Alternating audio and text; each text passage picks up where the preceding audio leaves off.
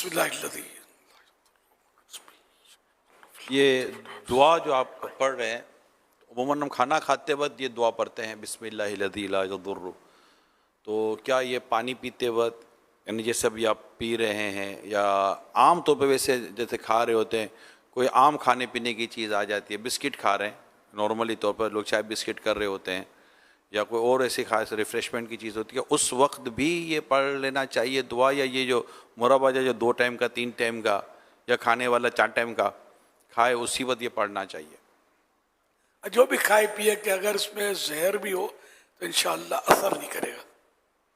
خالی کھانے کے لیے مخصوص نہیں ہے بلکہ حضرت مسلمانوں کے دوسرے خلیفہ حضرت عمر فاروق اعظم رضی اللہ عنہ سے ہی منسوب ہے نا روایت بسم اللہ الذی والی کے زہر آپ نے کھایا. خالد بن ولید حضرت خالد بن ولید رضی اللہ تعالیٰ عنہ نے یہی دعا پڑھ کے زہر کھا لیا. وہ ایمانی قوت ایمانی ہمیں اپنا یہ نہیں دکھانا چاہیے کارنامہ. تو قوت ایمانی تھی ان کی کہ انہوں نے یہ زہر کھا لیا یہ دعا پڑھ لی اس کے بعد زہر نے اثر نہیں دکھایا. تو یہ میں اس لیے کہ یہ ہمارا کام نہیں ہے کہ چلو ان کا ہو گیا تو ہمارا ہو گیا. بھائی وہ انہوں نے چھو کیا تو مردہ زندہ ہو گیا. تو غوث پاک نے تو مردہ زندہ کیا نا قم باذن اللہ اللہ کے حکم سے اٹھ گیا تو مردے زندہ ہو گئے. میرے مرشد کی کرامتیں کتابوں میں لکھی ہوئی ہے. حضرت عیسیٰ علیہ السلام کا تو قرآن میں تذکرہ ہے باقاعدہ کہ آیت پڑھے وَأُحْيِي الْمَوْتَى بِإِذْنِ اللَّهِ اور میں اللہ کے حکم سے مردوں کو زندہ کرتا ہوں. تو اللہ نے ان کو طاقت دی کہ مردہ زندہ کیا. تو ہر ایک کا کام نہیں ہے. وہ ایک طویل واقعہ ہے جو میں نے پڑھا تھا کہ ایک شخص حضرت عیسیٰ روح اللہ علیہ نبینا علیہ صلی اللہ علیہ وسلم کے ساتھ ہو لیا تھا تو اس نے کچھ معجزات راستے میں دیکھے.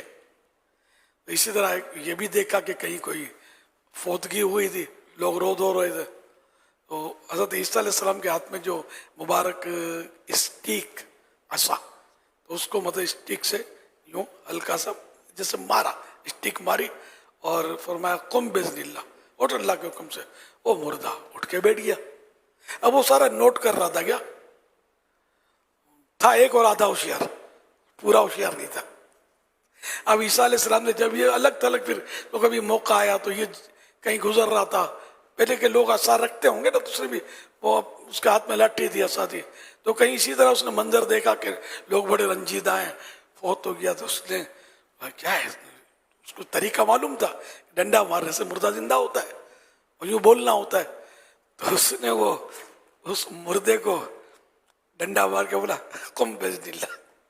تو وہ مردے کی لاش مزید زخمی ہو گئی کیا اٹھ کر کھڑا ہونا دور کی بات.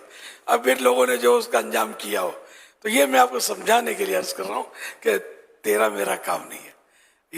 یہ گولی جو کارتوس ہوتا ہے کیا بولتے بلیٹ جان لے لیتی ہے نا کسی کو بلیٹ کو مار دے تو اب یہی بلیٹ اگر کوئی یوں ہاتھ میں پکڑ کے مارے گا تو کچھ بھی نہیں ہوگا.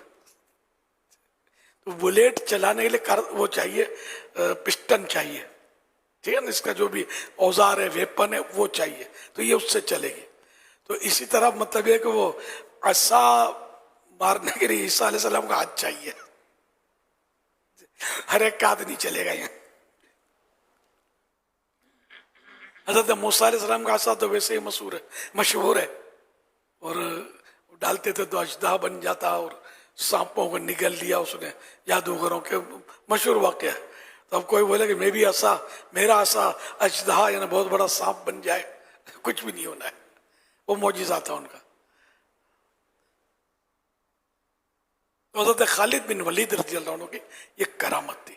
تو بہرحال اس دعا کی فضیلت یہ کہ ہم نے یہ دعا پڑھی اللہ کے بھروسے پر اور خدا نہ خواستہ کوئی زہر یا کوئی نقصان دہ چیز اس میں تو انشاءاللہ اس سے بچت رہے گی نقصان نہیں ہوگا. صلو علی الحبیب صلی اللہ تعالی علی محمد